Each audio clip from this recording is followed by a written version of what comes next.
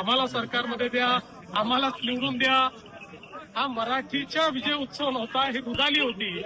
त्या रुदालीचं दर्शन ते त्या ठिकाणी आपण घेतलेलं आहे. मुळात त्यांना असूया आहे की 25 वर्ष महानगरपालिका त्यांच्याकडे असताना दाखवण्यालायक ते काहीच काम करू शकले नाहीत. पण मोदीजींच्या नेतृत्वात आम्ही ज्या प्रकारे मुंबईचा चेहरा बदलवला, त्यांच्या काळामध्ये मराठी माणूस मुंबईतनं हद्दपार झाला.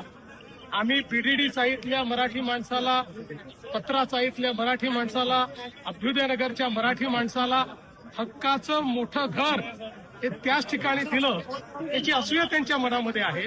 पण मी नेहमी सांगतोय, पब्लिक हे सब जानती आहे. त्यामुळे मुंबईतला मराठी असो की अमराठी, सगळेच आमच्या सोबत आहे.